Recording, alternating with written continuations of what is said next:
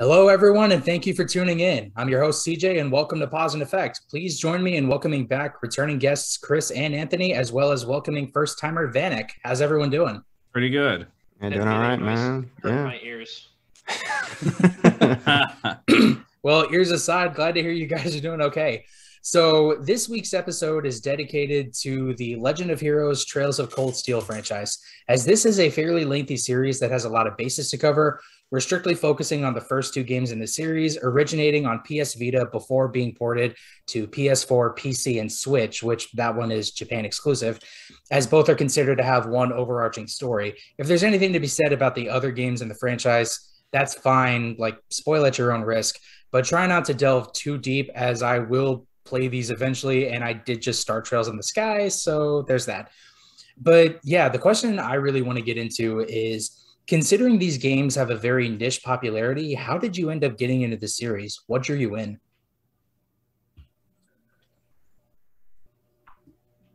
I can start this one if no one else wants to go. I was trying to be a gentleman, wait for someone else. Yeah, none of us actually got into the series. We're all just here. What the heck's a Cold Steel? Like, what does this have to do with Cold Steel the Hedgehog? Oh shit! God damn it! I was waiting. My OC, man. I was waiting to use that. Wait, you say that, but that's how I found out about Cold Steel. You're lying. No way. Are you real? No way, man. Are you real? No way. It's honestly even kind of. It's not that stupid, but it's kind of funny. Well, do tell. Yeah, please. Now all I of our I mean, I found out from Odd One, the League of Legends player. Oh, really? That's cool. Okay. But I didn't watch his stream.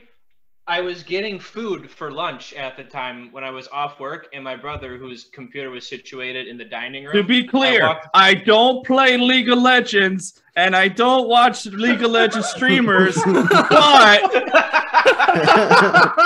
way to cover your bases, buddy. A massive disclosure notice. I mean, I used to play League of Legends. That's unrelated. This was also like years after Odd One retired anyway. It was like 2013 or something.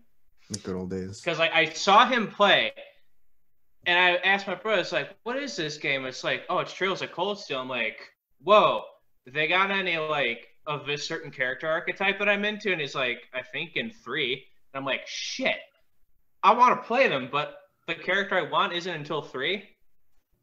And then like 4 years later, after I played Tales of Berseria during the start of the pandemic, because I started actually playing them during the pandemic. But I heard about this series from Reddit and Odd One like years prior. Because like the JRPG subreddit is like, besides jerking off and playing Trails of Cold Steel, how are you today? And it's like, wow, this Trails of Cold Steel series sounds pretty good. I should probably play it. And then I finally did because I beat Tales of Berseria, got really depressed. Oof. Didn't want to play Tales of Vesperia because it didn't download. Because my internet was trash, so I played Trails of Cold Steel 1 instead, and got hooked instantly. That's a better story than what I got. Well, do tell. What do you got? Steam sale. No, mine is even sadder. I was playing League of Legends one day. It was me all along! Yes, I mean, Ari, what of it? Oh my God. You should be crucified for that answer alone. Anyways. I actually had it on the Vita randomly. I was one of the rare Sados who had a Vita, and I love that motherfucker. I love that thing to death. Rip Vita, because I had to sell it. But I was actually looking for like JRPGs to play on it, because surprisingly the Vita didn't have a whole lot of games on it, so I was really scraping the bottom to find something. Wow. And I remember I stumbled upon it just randomly looking through a list. And I was like, this looks okay. I'll take a look at it. And I got really hooked on it. And then I found out it got released to the PS4. And I was like, since I don't have the Vita anymore, because I got to maybe like chapter 3 or so. I got to like the summer bit before I had to sell everything off. So I was like, oh, that's sad. And then when it got released on 4, I was like, okay, that's a chance for me to reconnect with it because I remember really liking it at the time, and I played everyone since. Yeah, dude, that's sick. Yeah, that's awesome. All right, Vanek, what you got? Yeah, I definitely didn't find it on the Vita. I don't think I ever even wanted to buy a Vita. Sorry, man. I didn't even know it was. That's fair. It was on the Vita until like a year ago. Yeah, so I actually didn't even hear about the game until a friend of mine actually bought it for me after like recommending it to me for a long time, and then it just sat in my Steam library for a while because I had seen the game, and immediately from looking at the title, I was like, oh, this is another one of those super long-winded Tales games that's going to take me 80 hours to beat, and I just don't have the time right now. So it sat in my Steam library for a good minute before I finally just picked it up off of a whim, dusted it off, and then blazed through the entirety of the first game, just never putting it down. Like, oh my God, I can't even imagine how insane I was just playing through Trails of Cold Steel 1, just loving every minute of it. You're reading hit Nord. Oh, dude, Nord, man. Oh my God. Man. At least it's more tolerable in 2. Thank God they added the quick travel. Thank God for that. Jesus Christ. Oh man. For spectacle though, I did try Trails in the Sky the first, like a long time before that. So I wasn't too against, running back and forth all over the place. And hitting Nord the very first time does give you that little bit of like, wow, there's a lot of stuff here, and I'm going back and forth, but it's not that bad because I'm on a horse at the very least. Yeah, the Only first for part time, of it, yeah. The very first time, yeah. Then you get to the other parts of all the other games where you have to constantly back travel because you're looking for all the hidden events and everything. That's when it can get a little annoying, but Yeah. don't worry about it. Mm-hmm. Yeah, I know for me, the only way the only reason I got into this series was because Chris was hyping it up to hell and back, and I'm just like, okay, this game's on PS4. Let me see what it's about. And wasn't I streaming 1 for a while? You were, and I think I caught maybe 5 minutes of the moment where Reen, like everybody falls through that trap door, and Reen just wakes up under Elisa's giant tits. That's right. So right at the beginning. Oh, yeah. And I'm just like, whoa. I hate to say that was the moment where I was just like, I want to see what this game is about. That's where you got hooked. That's where you got hooked. Oh my God.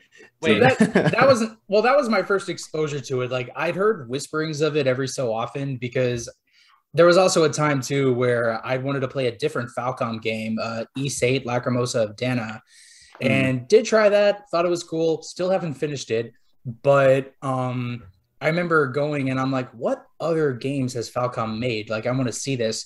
And Chris kept hyping up Cold Steel, and I'm just like, okay, aside from Tits McGee, let me see what this is about. And I got hooked. This is just like one of my Japanese animes. That's like half the reason I didn't even want to start, because everyone's like, it's like a school anime where you go to school and you're in uniform. Like, oh, gross. That's true. The first one really does play like a slice of life anime, and yeah, I mean, for a while, for a good while, for like 80% of it, and then the real plot starts happening, and all of a sudden it just goes off the rails. Yeah, I couldn't help but compare like Cold Steel 1 to Persona 4 and Persona 5 in terms of like, oh, it's like school, like slice of life and plot and shit like that. And then I look at Cold Steel 1. Yeah, and I look at Cold Steel 1 and I'm like, God damn, eat your heart out, Persona 4. Yeah, right. Like, oh wow, I didn't think we would turn from a slice of life anime to a mecha. That was the biggest plot twist, though. It was great. But I feel like in a lot of ways, 1 was very much like an info dump for the events of 2 to eventually happen, which is good because we needed a lot of time to get to know all the characters and their relationships, as well as the goddamn locations. Payoffs. Dude, it was great. Yeah. Oh, yeah. 100%. That's true. It hyped up. It built up so much, and at those last 5 minutes where it starts paying everything off, it is really cool. I will grant that. They picked the perfect person for Reen to reunite with first. Like, Machias was the perfect example. I don't know why, but I feel like he was the one character that had to have been the first one you reunite with, because it just fits his character and all that. That does make sense. I will give you that. And it wouldn't be like a girl because it would play with like the fan favorites. Like, oh, how come it wasn't Laura or Fee or Emma? It's like, no, it's your fucking boy Machias. Man, should have been Gaius. You go from one being like, I hate Machias. He's kind of an asshole, to being like, okay, Machias is cool, to being like, it's my fucking man, boy. Machias. True. Back, baby. Yeah. And then like 30 minutes later, you meet Fee, and you're just like, yes. Yeah, it's just a cycle of hype. Yeah, it's great. Honestly, like reuniting with the whole class just was so fun. That was a lot of fun. And then there's reuniting with Eustace in 2, and I'm like, you're challenging me to a race, you fucking asshole. That was awesome. Watch me kick your ass. It was dope. It's like, oh, you got a horse? I got a motorcycle. Eat shit, nerd. Yeah, exactly. Where it's like, yeah, okay, you want to play? All right, well then watch me go. Whoosh. No, the best part was you reunite with Elisa, Gaius, Milium in a Nord, and you barely have trouble taking out one of those like dragon things. Then you meet Laura and Emma, and they take on 3 by themselves, and you're just like, what the fuck? Oh yeah. Yeah. Like, Jesus.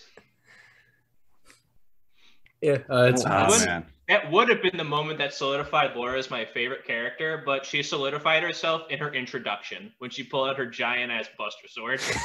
Where did she keep it? As soon as she pulled that thing out, I'm like, oh, you're the best character in the game. I could already tell. And holy shit, is she the best character in the game? Oh my god. I guess you have a type. Yeah, Dominator, 200 SP, S-Craft crits. Oh, yeah. 300k damage. Oh, yeah. That's true. But the thing about both of those games is that they are so easy to break. And you don't even need to... You don't even need to... They are hilariously easy to break just with Reen alone, much less any of the others. Yeah. Oh my god. Wait, Reen? I call him second form Gale. Second form Gale and Autumn Leaf Cutter boy. Yeah, right? Like as soon as you learn Gale, the game's done. You are done right there. And then you start with Gale and Cold Steel too. It's like, that's it. You've won the game. The game's over. Right? We're not even a minute in and the game's over. Fucking roll credits, man. Do you actually, or is it only if you have import data from 1? I did import data from 1 when I played Cold Steel 2. I don't actually know if... I know you don't start with Flame Dragon if you... I don't believe so, but I think the only thing you inherit is like some rewards if your stats were a certain amount. Yeah, I don't or like your level was high enough, because I actually went out of my way to do it. Because the first game had like all the DLC, so you got the shiny palms or whatever the hell they are. Yeah. Oh, yeah. And I just power leveled at the very end because I was like, I want that reward. I'm just gonna cheese it. Yeah, I don't think I could have sworn I did like a fresh file and I didn't get it. That's interesting. Yeah, I'd have to check again. Yeah, because I believe it was like some orbs, an accessory, and some money. Yeah, I think for most of the games. If you port over your save file, and this is just across the whole board, you only really get extra quartz and some items to start with. Yeah. It was not a very good reward. It was just an acknowledgement of the fact that you put all this time into it. Yeah, I appreciate that. Right, I feel like that's a theme throughout the entirety of the series. You can kind of go how you want to throughout the games. Looking at information as you want to. And if you just want to breeze through the game, you can. But the game definitely rewards you for going out of your way and picking up everything and backtracking. Yeah. Oh, hell yeah.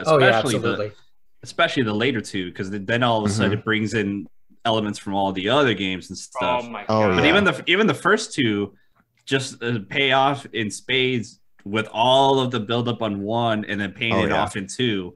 Just in that one contained story alone, it builds up and pays off so well. Yeah, and it lets you use who you want too. Like all the characters, like you switch off between them. Like I think that's a genius idea too. So it doesn't force you to use your favorites all the time. Yeah.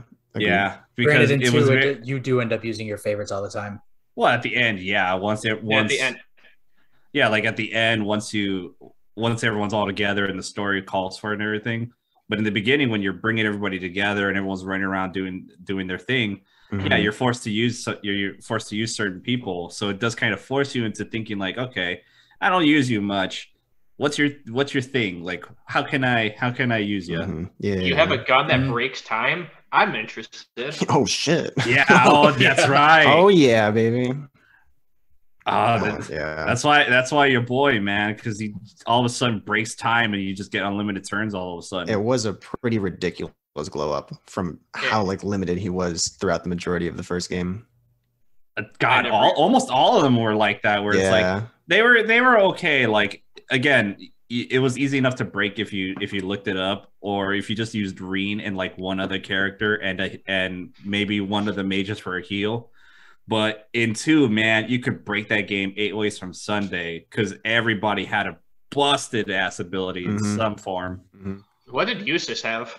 That's a genuine question because I never. Didn't he have the Noble Command? Which was basic. Yeah. Which was basically just Reen's rally again? It was Noble Command, which was it gave, I think, medium speed, strength, and arts, and then he also had Platinum Shield.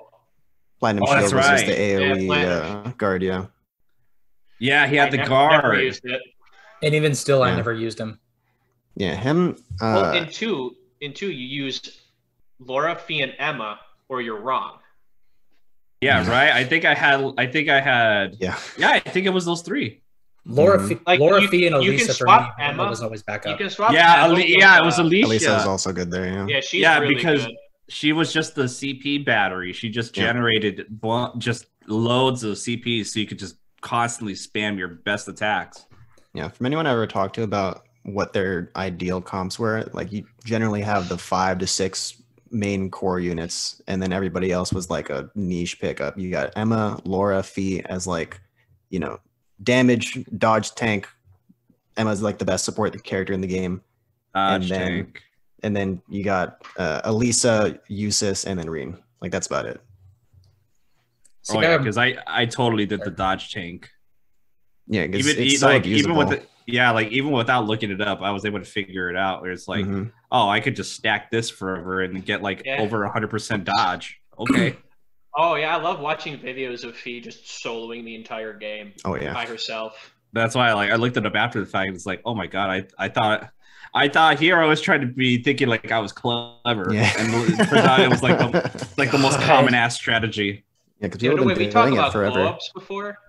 Fee had the biggest glow up from 1 to 2 because they made her counterattack ranged.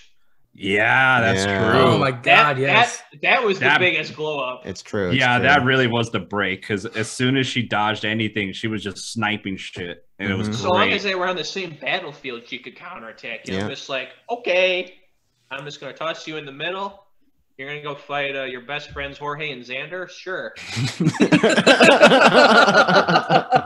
I think that the one time I struggled at all in the game was the very final boss because it doesn't really play like the rest of the fights because it's like a giant thing. So it like your dodge tank and shit doesn't really work too well. Wait, so all of a sudden final boss? The giant armor. Oh, Which yeah. Are we talking the story final boss or after Reen becomes the war hero? Fights that one dude from that metropolitan city. No, not that one. That's the epilogue. I'm talking about the castle, right? The finale. What is it? The Testarossa. That's the one. Yeah, the Vermilion. I hated that fight. That fight was because hard, again, like it's not like the others, and it kind of punishes you for cheating. It really does. Oh it's like, God. It's like we know what the hell you're up to, and all of a sudden it fucking busts you on that. It's like, I didn't have so much trouble with that fight as much as I did with the epilogue boss. Oh, well, that one because you don't have your crazy setup. You just have Reen, and while he's good by himself, it really is like a duel or like the whole party thing. You need all the parts. I mean, you could get by with the one, and you did because the fight wasn't that difficult. Yeah, fair. Granted, like I lucked out. Like my first setup for that Testarossa fight almost killed me like a number of different times until I'm just like, okay, let me swap out Eustace and see what happens. And perfection. That was me. I had to swap Milliam out for Sarah, and all of a sudden I won. I was like, oh, okay. See, I had to Turns swap. out having a healer was smart. I had to swap Eustace out for Milliam and, ironically, Emma out for Sarah. Really? Yeah, really, and it worked.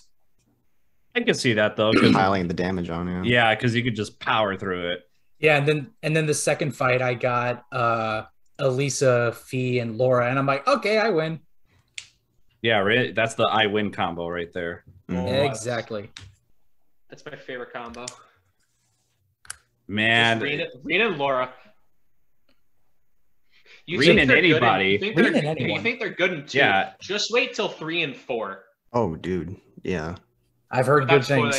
That's true. Yeah, that's true. But 3 and 4, it's a change up though. Yeah, it's a whole different ball game for sure. Yeah. Because as soon as you boot up 3 and you get into combat, and you think like, oh man, Breen's gonna have this and that, right? No, Gale, or like sort of, and it's not the same anymore, and it's like, oh, that's disappointing. All right, I thought I was gonna stomp shit, man. Got second form Gale, only costs 30 CP. Gonna be an easy time in 3. Wait, what do you mean it costs 90 CP now? Yeah, what do you mean everything got? Yeah, like what do you mean everything got nerfed to hell? Yeah, What do you mean I'm back at level 1? I got all the way up to level 142. At Reen's 5. Reen's 5. All right. Okay, so that's not. Check your privilege. Gotta keep him in line. Yeah, right. Like it keeps in line with the whole story, but no, you're gonna feel it in combat. Trust me, because 2. Like 1 establishes everything, and even then you can see like the cracks and where to exploit everything.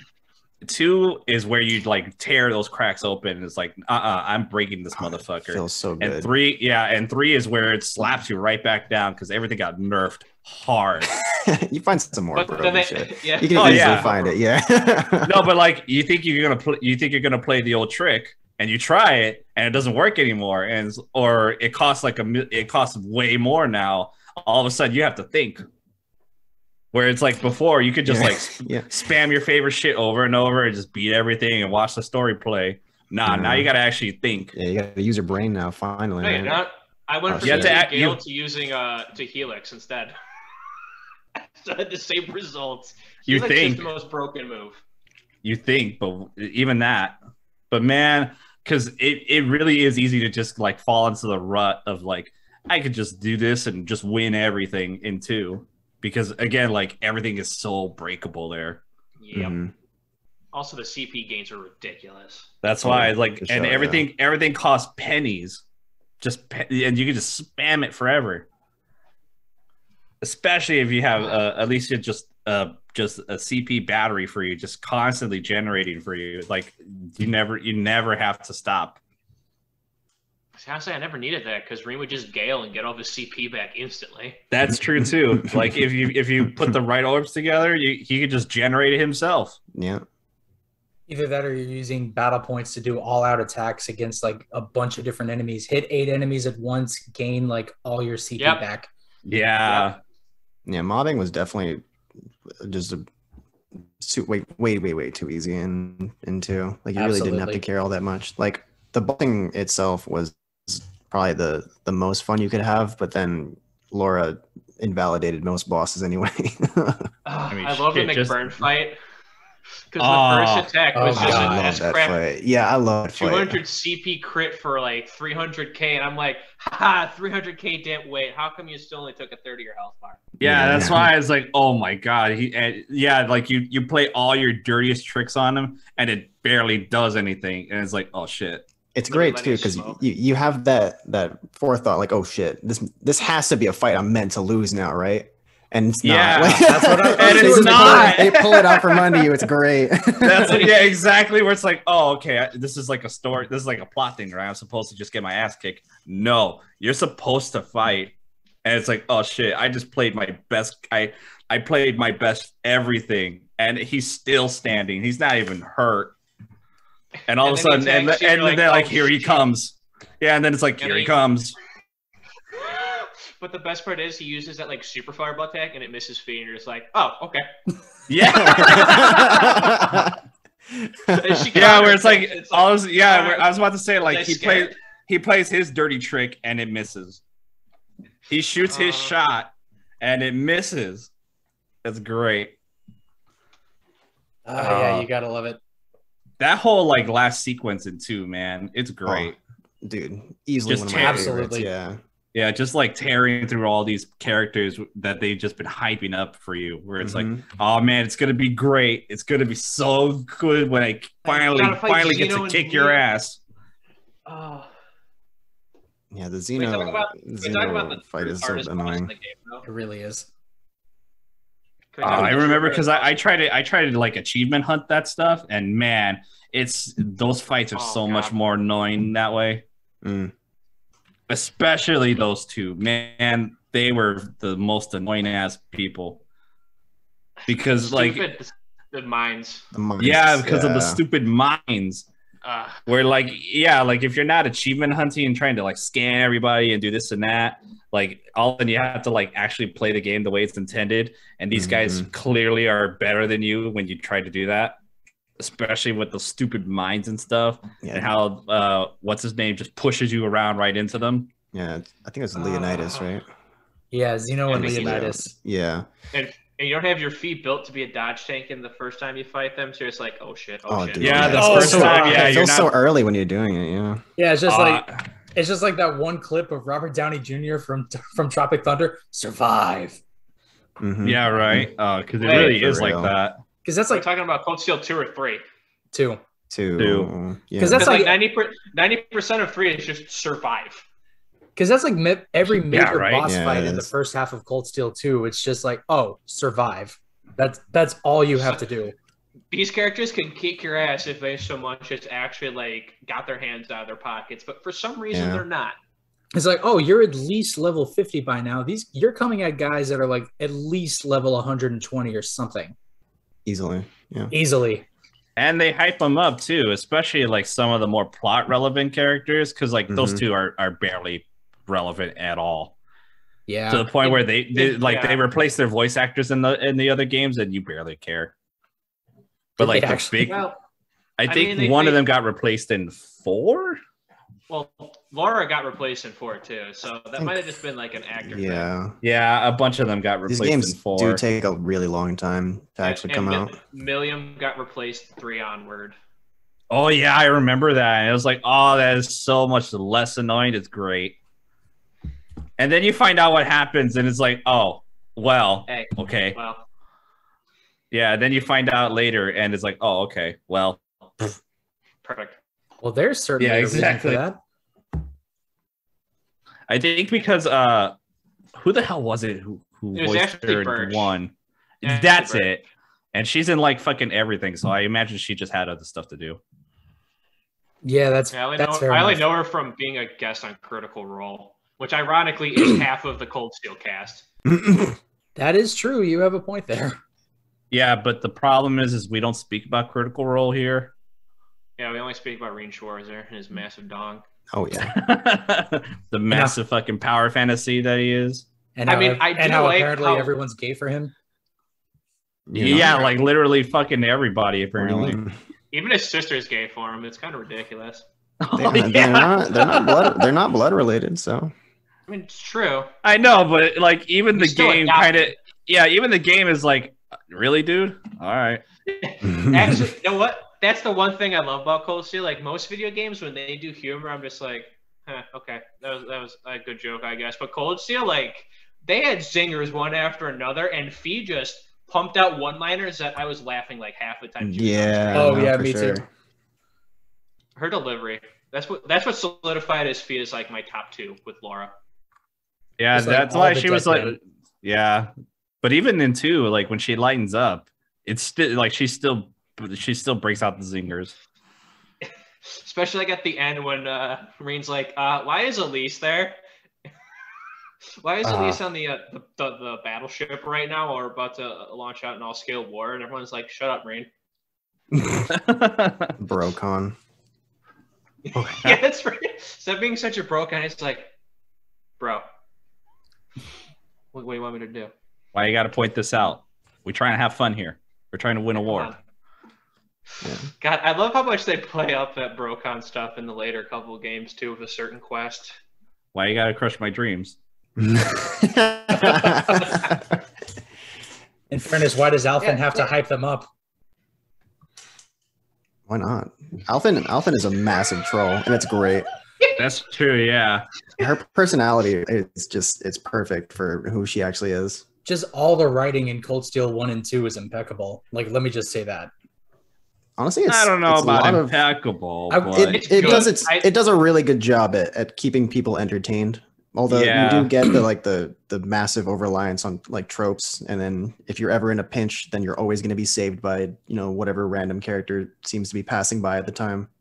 Yeah, like there's definitely tropes to be found. Don't you diss my boy Toval. Hey! I'm not dissing nobody, but why is he always around? Why is he always around me, man? because the other characters and the plot forgets about him if he's gone for too long. Yeah, they really do. Granted, I think he's more prominent in the Crossbell arc, I want to say. Toval? Is he? Yeah. No, he's not even there. Yeah, like I thought it was only for this arc. Yeah, isn't he? I mean, I would imagine he's Erebonian exclusive. Yeah. No, because he goes with Olivier to Crossbell, like, because Olivier is playable in the Crossbell games. Well, yeah, but I just went. I think he's like in the plot, but I don't think he's at all playable or anything. He shows up. Yeah, I think he's just a secondary character. Yeah. Like I just finished the because I do know he's a reference. Yeah, I finished the localizations from the Geofront for Zero and Azure recently. He just shows up just to like mess with the SSS, and I don't want to go too spoiler into this, but like he's just kind of there. Yeah. Wait, is the SSS Lloyd's group? Yeah. Why? They actually call themselves. Oh, I thought they called themselves the Super Secret Society. Oh my god, they're not Ouroboros. What are you talking about? Yeah, it's a fan name for Ouroboros. I mean, the Zero Child would have called themselves the Super Secret Society. I love KO. I'm excited for Crossbell because I've heard everybody like says it's the best arc. It's easily one of my favorite. Like it is series. Good. Yeah.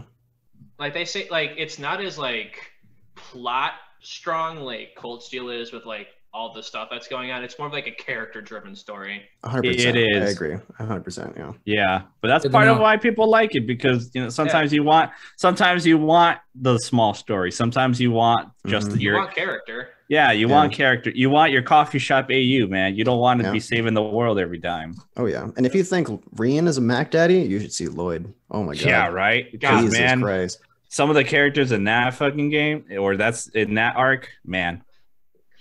I mean, that's in the entirety of 3. Randy is just like, you remind me of this one stupid ass motherfucker I used to work with. Like he just that's had true. to sneeze. I remember that. Yeah. Like he just had to sneeze and girls would be humping his leg. True.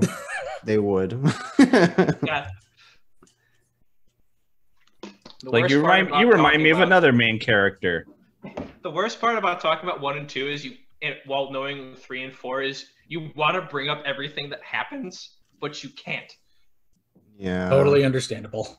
I definitely stopped my playthrough of 3 at one point because I was just getting so annoyed at how much I didn't know about the other games. Oh, I spoiled myself at like partway through 3 because I was like, man, I just want to know. I want to know where it goes already, and then I did, and it's like, yeah, that's about what I thought. I still want to see it though. Yeah, I know. After I beat 2, I went and played Sky 1 and 2, and I like fell in love with Estelle and Josh as characters. I'm just absolutely. I love where them are? both. And then as soon as I found out they got announced for 4, I was like, where are they? Dude, yeah. I've only played 4 hours of Trails in the Sky first chapter, and already Estelle is my favorite character. Dude, and then she comes back afterward, and it's great. Mm-hmm. God. Yeah, the events of Liberl are probably like one of my favorites for the whole series because they're just so like. It's even better. God. Going from Cold Steel to Sky because you know Oliver.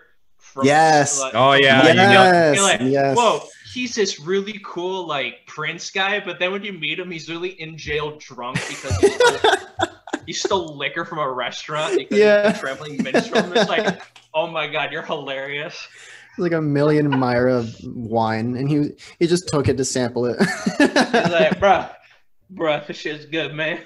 And they just randomly keep showing up, and it's like, "Hey, Estelle, I'm here now," and she's just like, "Fuck." I just remember the one. I just remember that the one. Absolutely sounds like Oliver. Yeah, I just remember the one call back. And what was it? It's like the random side quest. I think in one where it's like, oh yeah, there's this one priest, and he has green hair, and he just rolled on through and just said whatever, and it's like, oh yeah, because they go out of their way to highlight. It's like, it's this traveling priest. He has green hair. Did you know about the traveling priest that has green hair? I did not know about that traveling priest that has green hair. Like, okay, we get it. It's him. It's thanks. Kevin, yeah, it's Kevin. Thanks. Even just some of the localization stuff from Cold Steel 1 and 2 has me in stitches. Like, for example, there was that one side quest in 2 where like Oliver gives you a quest called "My Jormungand Don't Want None." Oh yeah, the quest names are great. Yeah, he's just like, team. What? Yeah. He's just like, what? Like, there's this giant snake, but I also have a giant snake that I whip out at parties. And like Major Vander just cuts him off, like, Green, just go kill this giant snake monster. Yeah, the localization team for was it Xseed? Yeah, it was Xseed, right? They love handling this shit. And they do it so well because I've noticed even like small dialogue points here and there, they're not afraid to whip out the harsh language too, and it's so refreshing. I love it, honestly. My question is, without getting into spoilers, how would you compare the Xseed translations and localizations to NIS America? Because I know they're doing the localizations from 3 onward. Better? XC is really good. Yeah, they were really good about those. You could tell that they had some kind of freedom there, where they were just playing around with stuff. 3 and 4, you could tell they had to tighten it up a little. Yeah, and there were still some really funny lines in like quests. Oh yeah, but I think that was piggybacked off 1 and 2, so you thought how those characters would act in 1, act in this one. Yeah, that's a good point. Yeah, because I mean, nobody there really acts out of character or anything, and considering the circumstances of what's happening at the time, yeah, like the characters are acting like you think they would. Like nobody's out there acting completely wildly different. Not like that. I mean, like they had like that like localization flavor in 1 and 2 that didn't quite carry over to 3 and 4. But because you played 1 and 2, you can just kind of slot it in there. Yeah, and like your brain like intermesh them so it seems like they did. I don't know how to explain it. No, I get it. Yeah, because I get that way. I get that way with like voices, which is why all the voices that changed were kind of a lurch. Yeah, that was the worst part about 4. Yeah, like that's the one. That's like the biggest thing, because this whole thing hypes up the fact that, man, this story just keeps on trucking. This game is just too big. We have to split into 2. It's gonna be massive, you guys, and then you get it, and then all this stuff changes, and it's like, oh, that's kind of sad. Yeah, correct me if I'm wrong. For the localization for the crossbow games, NIS is handling that too? Yeah. Okay. Yeah, and I think NIS is handling with the Geofront. yeah, because the Geofront translation is superb. It's actually, I don't think they're actually working with them, but they're using it as a basis. But yeah, they are. Oh, really? They are. They took the entire team for shit. For NIS, yeah. So they just like straight up absorb them. All right. Yeah, exactly. And now absorb them for the other games too, so we can get them faster. Please, yes. Yeah, right. Like they wrote good stuff. No, yeah. Yeah, like, I want to see Crow in a swimsuit already. Damn it. Oh no. Some of the dialogue choices for you didn't just buy the DLC like everyone else. Oh, you didn't get that? Shit. Yeah, right. No. Yikes. Keep it away from him. Yeah, like there's one specific line that I remember from the localization for 0, where Lloyd is, being the Mac Daddy he is, and Randy is of course the big pimp, right? So he's trying to get on Lloyd's level, and then there's just one specific line where Randy just berates Lloyd by saying, "Hey, no, Lloyd, you normie son of a bitch! How dare you!"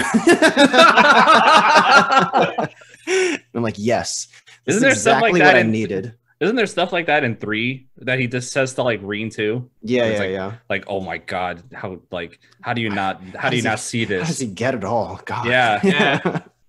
Like, how do you not see what's in front of you, man? Yeah. Like I think Like, so, I remember it's like a, something to that effect. I think it's when you take the spa together, he's just like, Jesus, what do I gotta do to get a bod like that, man? And then Reen stands up and his towel falls off, and Randy's just like, fuck off. I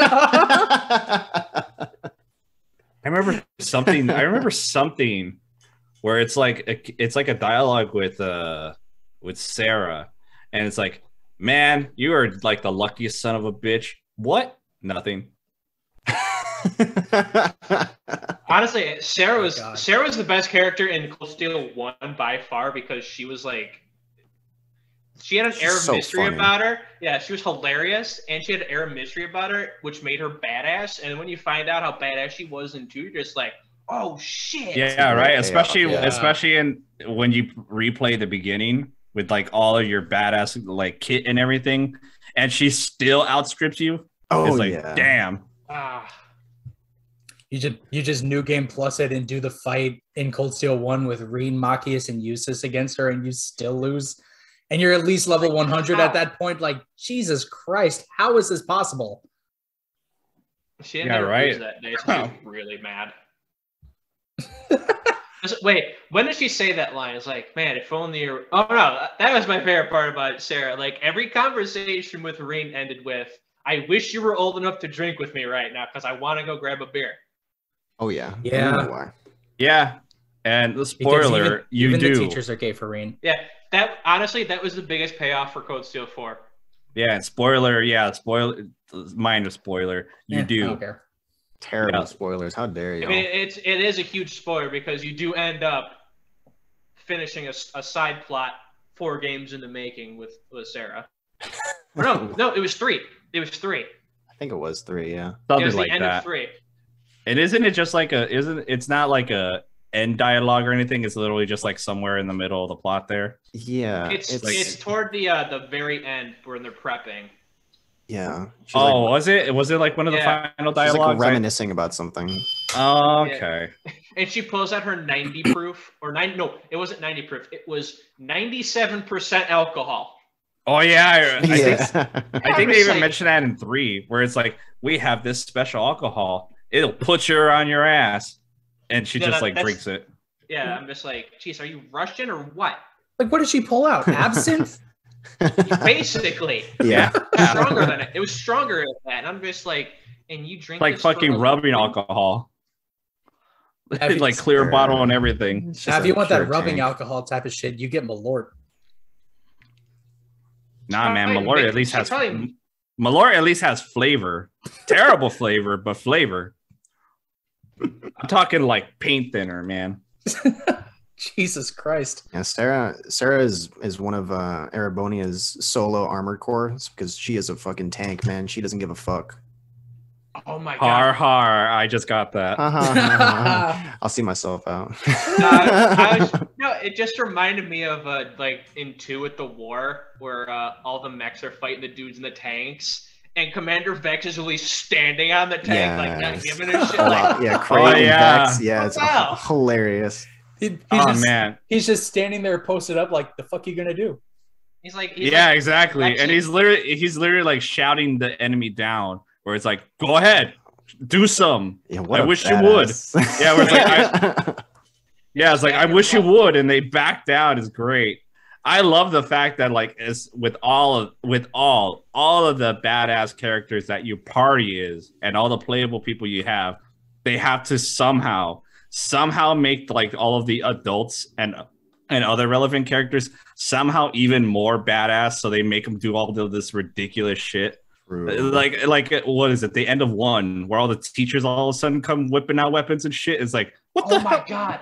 Oh yeah, and then nurse you having fight the teachers at the end of 2. Oh, yeah, exactly. Dude, that was like the hypest moment, because like it's like, I challenge you to 1-on-1. All right, now choose your best friend. Have a 2-on-2. All right, now we're making this a full 4-on-4. Let's go.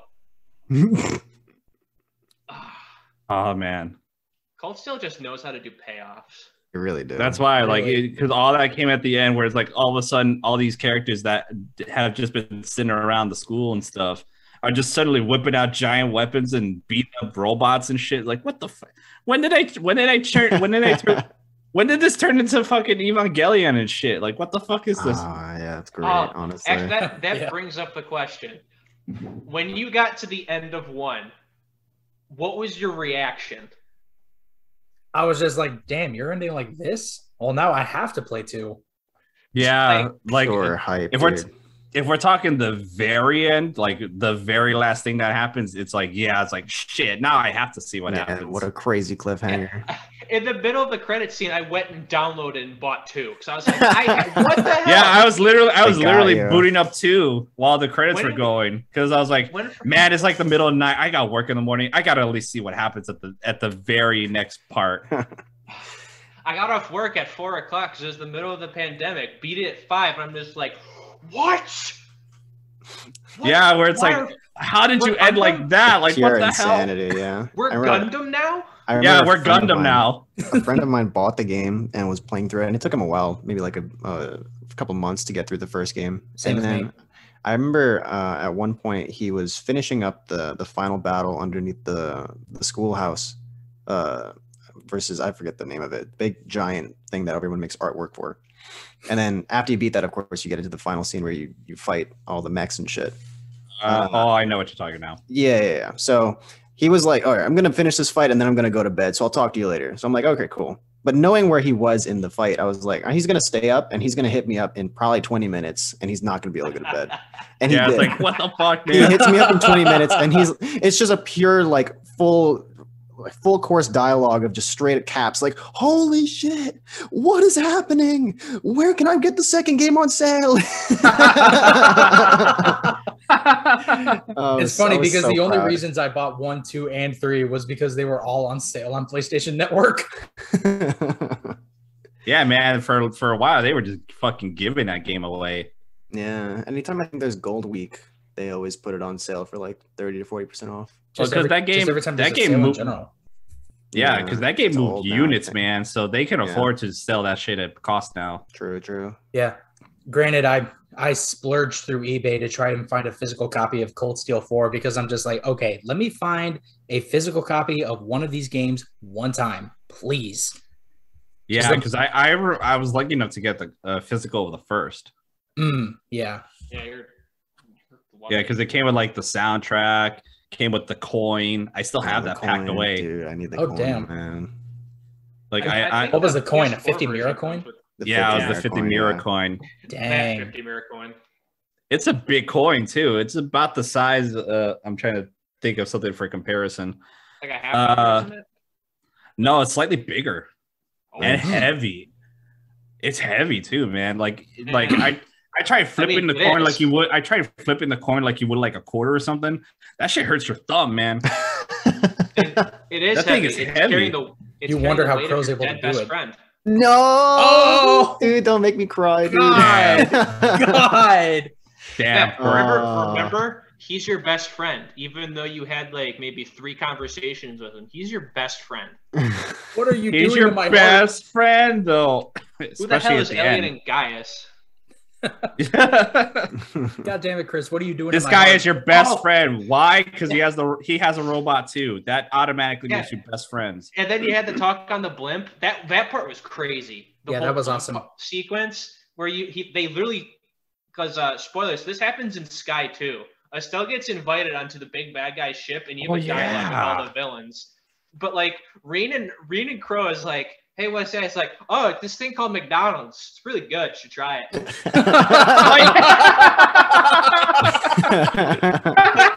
Oh my god. Oh god, I know what you're referring to. Jesus. Because he's like, hey, Reen, you want to try this thing? It's called a hamburger. And I'm like, are you offering McDonald's? I'm reading the dialogue and I'm like, did this man just bring me a filet of fish sandwich from McDonald's? Yeah, that's what. Yeah, filet of fish. I was like Crow, what? Oh man, I love Crow. It's man. like I'm not like some war hero or anything. He just made my grandpa sad, and then my grandpa died. So now I hate this asshole. And I'm like, wow, that's realistic. I like you. Yeah, that's fair. By the way, have you tried this burger, man? Fucking great, bro. The fries though, oh my god. Oh, what a troll. Then you walk into Altina's room and she's like, "Hey, are you trying to molest me?" I'm like, "Whoa, hey." Oh yeah, that whole thing. Yeah, that was pretty sus. And walking, it's just a lot of the events of the was it 2? 1 and 2 actually mirror the events of Sky a little bit. They really in do. just terms of like not exactly plot, but what specifically happens in terms of like airships and shit. Like, and it's kind of just a thing that happens. Yeah, it's something that happens in a lot of the series, so it's just something that's kind of reoccurring. Yeah, because it's kind of like their aesthetic. Yeah, I like their aesthetic. I like that. I like that sort of. I don't want to say steampunk, but like I like that kind of fantasy, the fusion of modern and fantasy stuff. Yeah, I know what you mean. Yeah, like magically augmented tanks and flying ships, but we're also using swords. It's kind of like you know what it reminds me of that I actually really like the comparison to Valkyria Chronicles. It has that like wartime. It has like that wartime kind of aesthetic. That like something that you could imagine like World War I or II, because you're driving like tanks and stuff around, like very kind of like turn of the century kind of thing. And then you got magic robots and stuff running around. Yeah. You know, my favorite part is like their airships and stuff, and then the tanks. But the thing that made everybody like stop and go, "What?" is the random car. Oh yeah, where it's like here is a automobile. Automobile. Yeah. Like, whoa, that thing exists. Oh my god. Ah, beautiful. I remember that where it's like, here is a vehicle called an automobile. What is an automobile? Where it's like, it's faster than a horse. And then you have a motorcycle. Here's a motorbike. Yeah, that's right. George invents the motorcycle, and that's where it's brushed aside. Yeah. Who cares? Oh well. At least you get to go on a date with whoever you choose, and it's really just to pick out a dress. I'm just like, cool. Yeah. Oh, is that who you picked? Okay.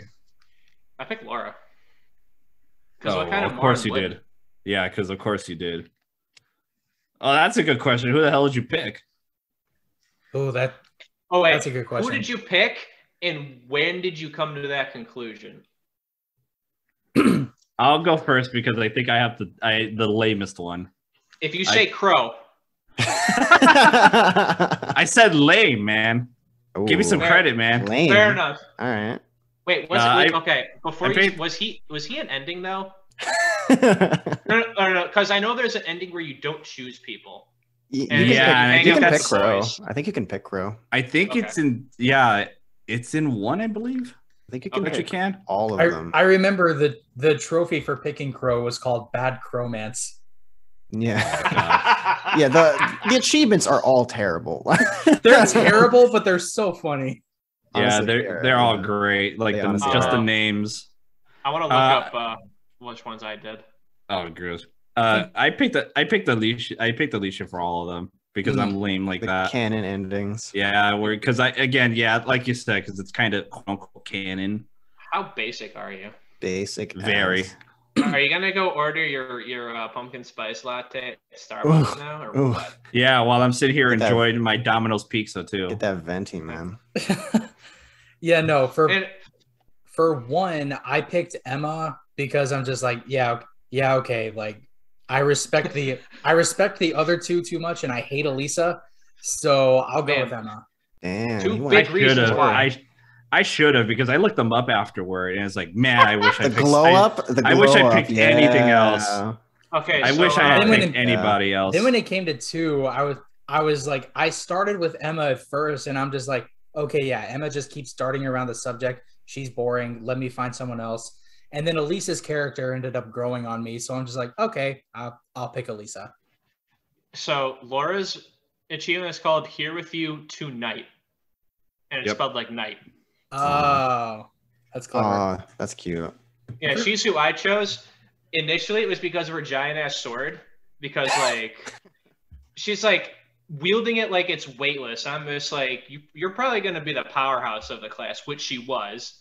And then you find out that she's like the descendant of Arcade, who's like the super badass. I'm just like, oh my god, how more badass can you get? But no, the one scene that won me over is the first field assignment when she calls Reen out on his bullshit. Oh, dude. That's so great, honestly. Because I wasn't expecting something like that. I was like, oh, Reen's just holding back because like he doesn't want to like be the main character. But she's like, stop being a bitch. Use your full power. And I'm just like, whoa. Like that fucking speech in fucking Dragon Ball Z with Gohan for Cell. Where it's like, no, stop, like let go, man, let go, and then that's when right, you like, because he didn't want to hurt. Yeah, because he didn't want to let his like his. But that happens later on. That happens later on too with her dad, where it's like, stop holding back. Oh my god, and then he does, such and a then thing he for still Reen, kicks your ass. Yeah, Reen has that issue where it just constantly he's just constant self-doubt, hates himself, thinks he's not worth anything at all. He's got the martyr syndrome. Yeah, exactly. So it's good that Laura noticed it like immediately and tried to nip it in the bud where she could, and it still didn't work. Yeah, that's why, like, I guess it's a family trait, because again, the dad all of a sudden does the same thing, and that's when you really start seeing shit. Although for Reen in particular, you can kind of see it from that like constant flashback that he gets with, I don't even know what happens. He has like a thing where he kills a bear or something. It was like you just see like some furry thing. And there's like blood. 3 scenes. Yeah, it's 3 scenes that they always pour back and forth, and it's always just him. He kills a bear and he's traumatized. I'm like, dude, you're 8. Revel in this achievement. I think it's more like the bear almost killed his sister, which that would trigger like PTSD for anybody. True. Like, like if I was 8 and a bear almost killed my sister, I'd freak the fuck out every time I picked up a sword, because it'd be like, man, I almost died. Yeah. At the same time, I'm just like, kid, you're 8. Yeah, I think what scares Reen more though is I don't think he was 8. I think he was 10. Yeah, he was pretty damn young, but still at least like aware of what he was doing for the most part. Yeah, and he wasn't like a child. He was like adolescence. I think his main reason for not wanting to do it was just primarily what other people were thinking.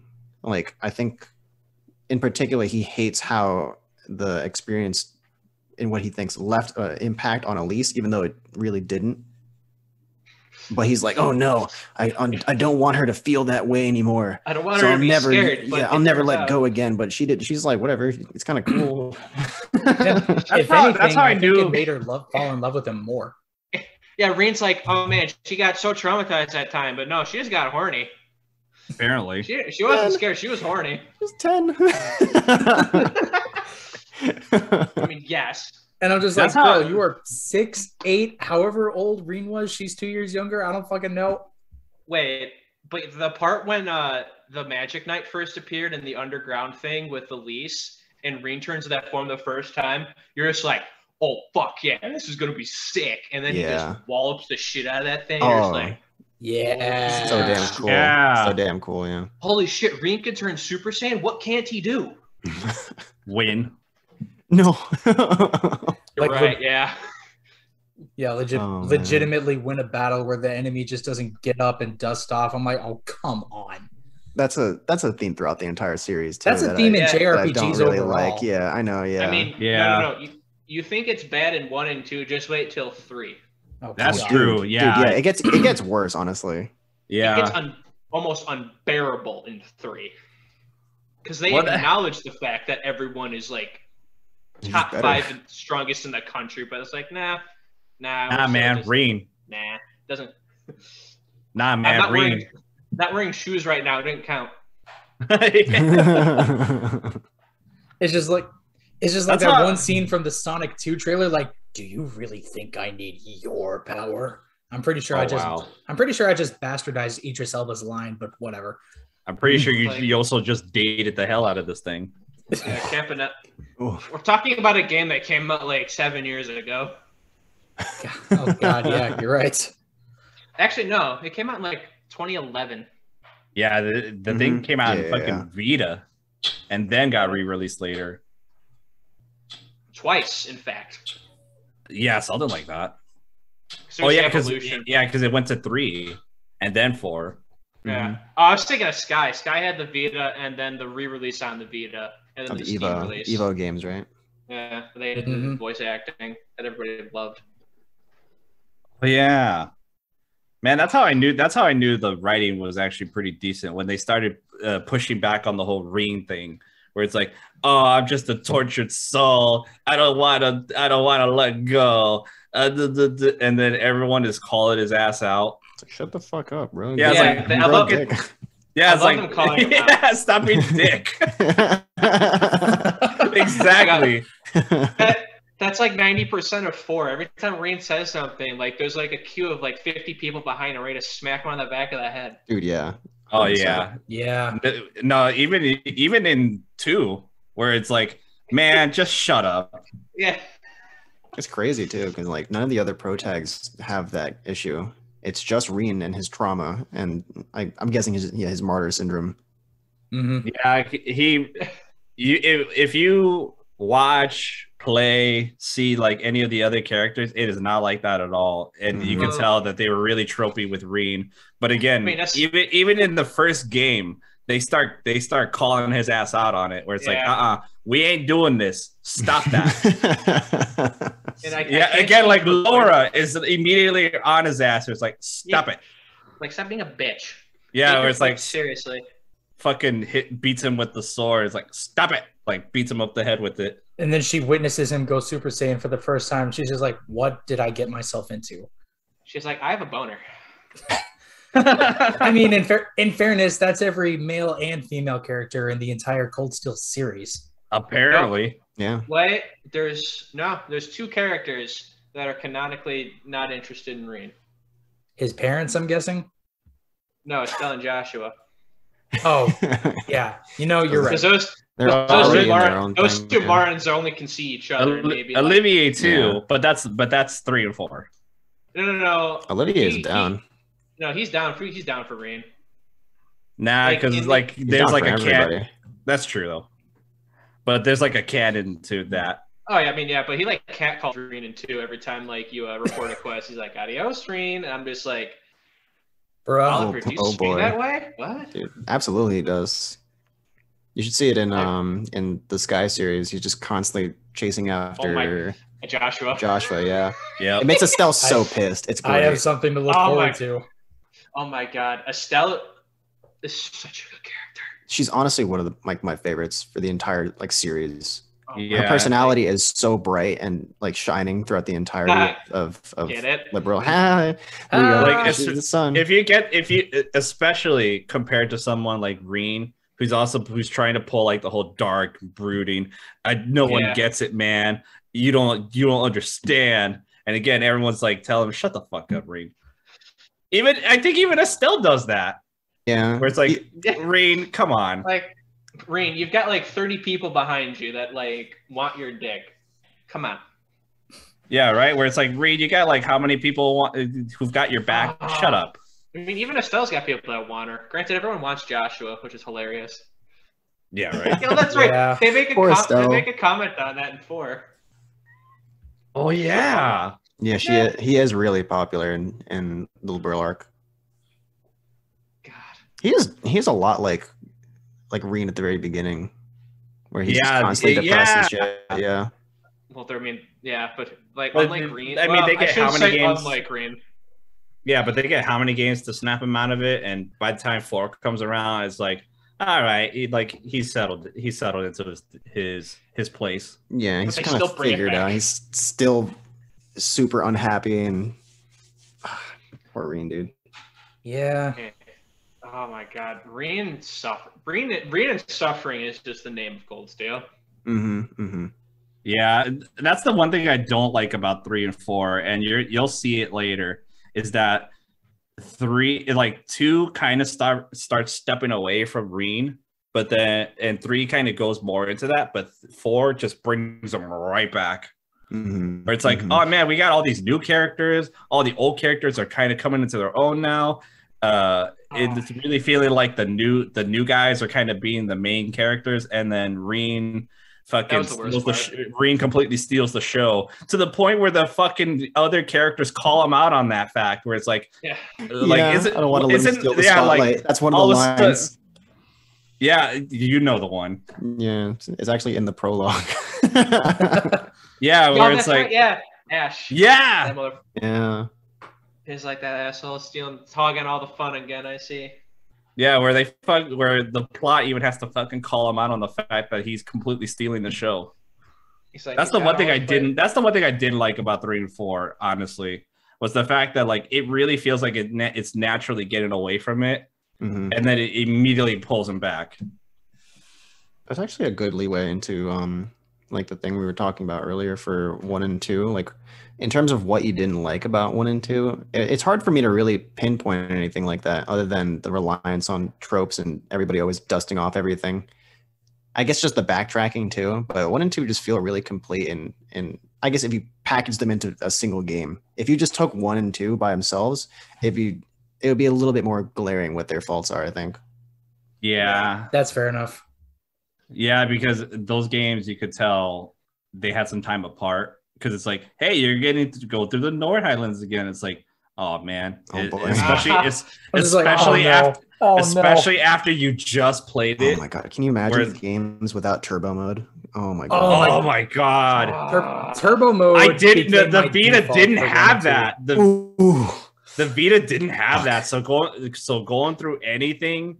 Because I didn't reach the Highlands on the Vita, but I could already tell where it's like, man, can we just get? That's where you cut it off because you knew there wasn't any. I got to the part where you're like the class is doing the swimming thing, and you have to do a little mini game, and I could never fucking win. Gotten to Nord yet? No, I hadn't to that point. You know what I hate about the? I think I reached it, and then that's where I like completely fell off. Yeah. Like I didn't actually like ride through it or anything. I think I just reached it because I do remember like the conversation of the train ride and all that, and I remember like, hey, here's a horse. You get to ride through this, and that's where I stopped because I had to like sell off everything. Speaking of the swimsuits, I really hate how they modeled every single swimsuit on the girls. They gave them all giant asses. Every single one. Oh, man. Wait till I know what you're talking about. Yeah, they did in 3 and 4, too. And even like Milliam and Altina, and you're like, what? Yeah, just like, right? Where you could clearly tell that it's the same model, just shrank a bit. Yeah. Yeah. Granted, you get to see a certain principle in the swimsuit, and you're like, fuck, yes. Oh, thank God for the swimsuits. I'm into that. I'm not caring anymore. It's like Altina, shoo, you. Oh my god. To the point where they fucking notices it too, yeah. Yeah, to the point where they fucking sell you the suits later, where it's like, we know what the fuck you want. and yet I still didn't do it. I don't know why. I did because I think I bought like the collectors or like one of the special editions of 4. So I just got them automatically. Yeah, the Switch comes with like the DLC for the outfits and like that's awesome. Yeah, and like the hold items. So I had a little Ozzy for everybody. Oh, nice. And and then when 4 happened, I stuck the Ozzy plushie on Ash for the whole game. Ash. And then a certain color scheme I tossed on Altina. Oh yeah, I wonder who. Oh yeah, I wonder who you modeled her after. Yeah, right. Oh wait, that's right. In 3 and 4, one of Fee's outfit options, like the color scheme, is Joshua's. And I was like, oh yeah, they did that for a lot of characters. That's cool. Actually, a lot of the characters have specific hairstyles that reference other characters. Yeah, they really play a lot with the callbacks and all the little references and stuff in 4. I mean, to be fair, they're answering all these questions and like bringing all these characters back and shit. Because like 1 and 2, you get like the whispers of like, hey, here's this character from this game. Here's that character from this game that was it Vice Principal references. Where it's like there's Risha the Vice. That's the one. Like Risha, a simp for Risha Mao. It's hilarious. That's the one. For Arkansas. Yeah, where it's like here's this character, here's that character. They did stuff once, but then 3 and 4. Yeah. I thought about them in the sewers while they're trying to hack the government. It's kind of cool. They literally do that in the next two, where it's like, oh yeah, we fought once, didn't we? Yeah, we did. Yeah, I guess we did. Yeah. I No hard love feelings that, though. Not to spoil 3 and 4 even more than we already have been. Oh, God. We've been on a I tear. love when Reen and Lloyd meet up again, and Reen the entire time up to meeting him is like, he probably is pissed at me because we fought. He's probably pissed at me that Yeah, we fought, exactly. Man. He's gonna hate my guts. He's gonna hate my guts. And Randy's like, bruh, He doesn't give a he's fuck. not man. gonna hate you. you could Yeah, and then he shows up and it's like, oh man, Oh, they finally meet. It's like, hey man, what up? He's like, bro, nice job, Ashton Chevalier. And he like grabs his dick here. He's like, whoa, hey. whoa. Did that happen? I don't quite remember it that way. Oh yeah, that part. Yeah, definitely. There's a like you can see Music clench her fist, Elisa clench her fist, like peacocks her gun. Everyone is like gets on edge as soon as Lloyd does that. Everyone's like Mac Daddy Lloyd, man. Yeah, right. Because he's the only one who had the nuts to do it. He's got the clout. Yeah. He's the only one with the nuts to just go out with it. You know what? Ultimate missed opportunity was for 3 and 4. Lloyd and Reed not going, you son of a bitch, and then yeah, that would have been sick. That sounds like it'd be fun. Dylan, you son of a bitch. Dylan. But much as I'd love to continue getting like minor spoilers on things I'll eventually play, like we're probably going to be added for like an hour, so I'm going to cut it off here. We didn't even, talk about anything. Oh man, we just fangirled it all. We gotta do one for 3 and 4 though. We gotta do an episode because we need to hear your fucking responses on this stuff. But first we need to do Sky 1 and 2, then Sky 3. No, 3 can be standalone. 1 and 2 is a complete we let them go. Okay, Sky 3 is good though. What I thought was funny is I had a script, but we hit every topic naturally, so it's kind of funny. But yeah, that's all the time we have. But before we go, do you guys have anything you want to shout out or plug before we wrap up?